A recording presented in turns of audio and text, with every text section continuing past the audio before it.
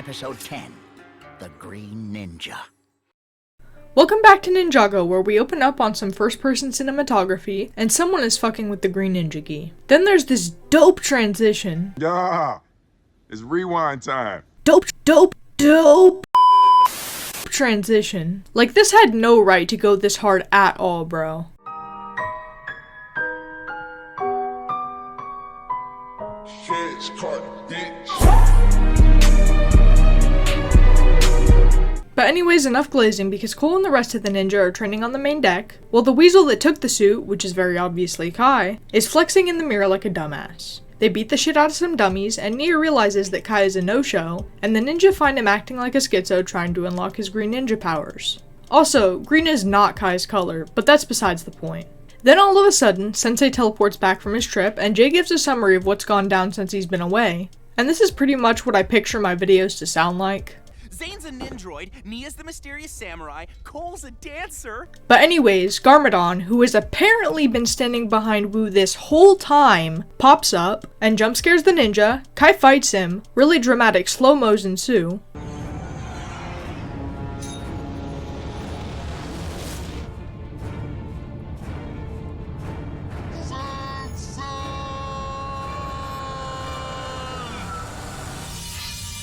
And they scuffle for a good second before Wu even attempts to break them up. Quick question before we move on though. Why the fuck didn't Wu tell them right away that Garmadon was with him? This man Wu is actually missing his whole frontal lobe or something, but it's not that important, so I'm not gonna harp on him for too long this time. Anyways, the ninja complain because Parmesan is gonna live with them until they find Lloyd. Wu tweaks out. And cut to everyone in the bridge, where they're discussing strats to find the Fangblade once again. Then cut to Kai and Nia yippity yapping outside, and Kai's actual Fent-infused ass thinks that fighting Garmadon will bring out his true potential. We get a montage of Garmadon living with the ninja. Kai once again decides to be brain dead by hitting this with his fork, which he is going to eat off of, instead of whacking it with literally anything else. And cut to the snakes, who the Falcon has spotted in this forest. Kai goes schizo mode again, overhears Wu telling Nia that she could be the green ninja, which, spoiler, she's not, gets caught spying by Garmy Parmy, and almost throws down with him in the hallway before Nia busts them, and gets mad at Kai for spying. At this point, it's pretty apparent that Kai has gone completely psychotic, and is obsessed with becoming the green ninja, and this is my best argument against Kai fanboys. Because if Kai became the green ninja with this egotistical attitude, all hell would have broke loose. Either way, they find out the Falcon spotted the snakes at the Fire Temple from the pilot episodes, if y'all remember that. Previously on Ninjago. But she's still a girl boss and tells Kai not to take it because she can free herself, which, even if she could, she'd drop straight into lava, and I'm really starting to question this kid's brain cells. But since then, the volcano has gotten more unstable, meaning the elemental weapons would cause too much disruption in the volcano, meaning the ninja can't use them while inside or the whole thing will blow. Then Kai jumps to conclusions because he thinks Garmadon is stealing the weapons while they're all at the bridge, and sprints off to fight him, which he does, and gets his ass kicked. But JK, I guess, because Garmadon wasn't trying that whole time, and was only going to get the weapons for the ninja because Wu asked him to. Anyways, Wu is at the end of his rope with Kai's buffoonery, and that's the first time I've actually been on Wu's side about something. But anyways, they get to the volcano, Kai almost risks their safety because he's a bitch for real, and they skedaddle right on into the temple. They find the snakes digging for the Fangblade, and and they also find Lloyd, but that part's not important. What is important is that Pythor's goons have found the Fangblade for him, and he snatches it but almost gets ambushed by the ninja. This happens. But the ninja kick ass, as per usual, until this absolute fucking lobotomite Kai uses his sword and doesn't listen to Nia when she says to put it away.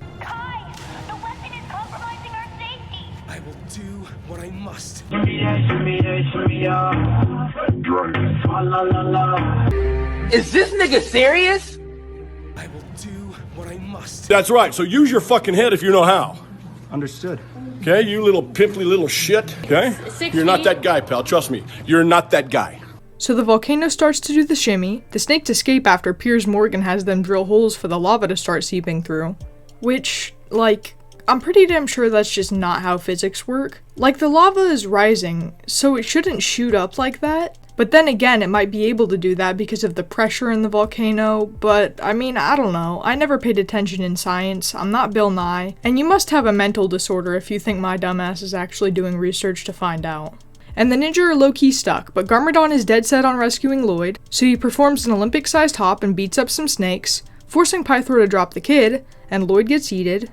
That's a word I haven't heard in a hot second. On a rock, right next to the lava, and Garmadon flings him up with this stick thingy, while Kai actually contributes something good to the team for once by using his sword to very precisely snipe the Fangblade from Pythor's hand. And the whole thing is about a blow, leaving Pythor with no choice but to abandon the Fangblade, and Kai goes after it while rocks are falling like this is Death Mountain. Yes, I've played Breath of the Wild recently, how could you tell? Anyways, the area Lloyd is standing on breaks off, and he almost dies, but gets lucky and floats above the lava while sinking. But let's pause the story real quick because I want to talk about how the fuck they're not dead. There's a reason people don't just march right on into volcanoes, dormant or not, and they for sure should have succumbed to the heat at this point. And if you want to be one of those people and say, well actually they're Legos so they can't die, then fuck you because they literally would just melt instead.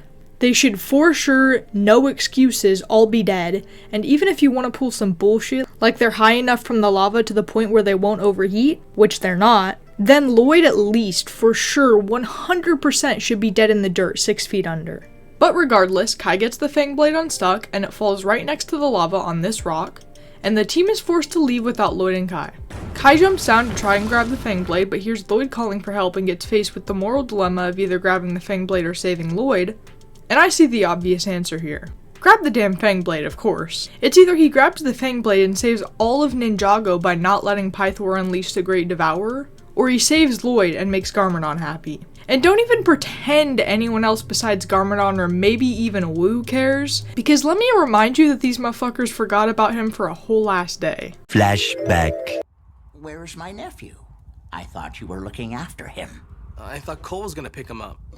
I went to the arcade, but he wasn't there. Jay was... Don't bring me into this. I babysat yesterday. Sensei, we have not seen him. And can I just point out real quick that the last time we see Lloyd, it's nighttime, and when they realize he's missing, it's light outside?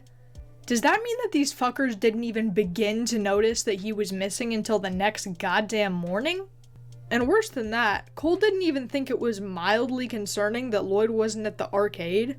He didn't even tell anyone that he didn't see him until just now. End of flashback. Anyways, Kai makes the decision to save Lloyd, but the volcano becomes too unsteady and the rest of SEAL Team 6 reaches the ship and flies away just in time to see the volcano explode, leaving ash and rocks flying everywhere. But JK, because one of those rocks is Kai, and Lloyd I guess, who has finally unlocked his true potential. So let's rate it. Now this is the last one on the list, so it's clearly the 4th spot out of 4, which is gonna make hella people mad, but let me explain. No, I'm not biased this time, I genuinely don't like Kai's true potential. And it's not because he's Kai or because he saved Lloyd, okay, that's part of it maybe. But my main gripe is that we don't actually get to see him power up, and we just see the aftermath of him discovering it. Therefore it just kind of falls behind the rest, because we get to see the other 3 go absolutely ham. Other than that, it's okay, and that's really my only issue with it besides the fact that he saved Lloyd.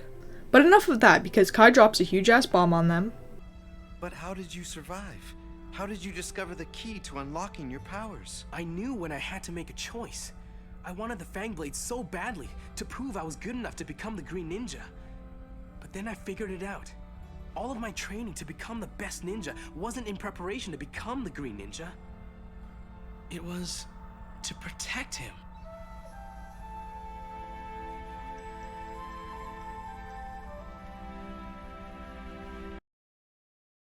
Fuck.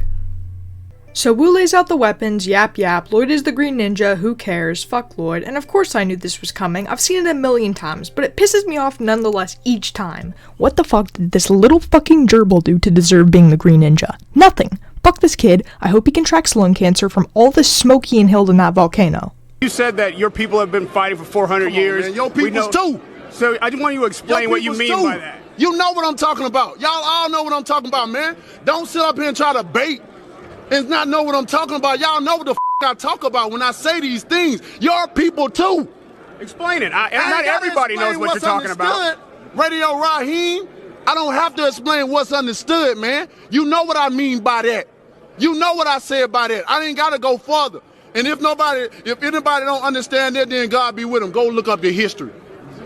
Go look up the history. Don't everybody believe in Google? Go Google that. See what I'm talking about. You know what I'm talking about, man. You know what. I dare you to sit up there and say, explain. You know what I'm talking about, man. He's fighting people. You know we've been fighting 400 and still fighting to this day. To this day. Are you done? Yes.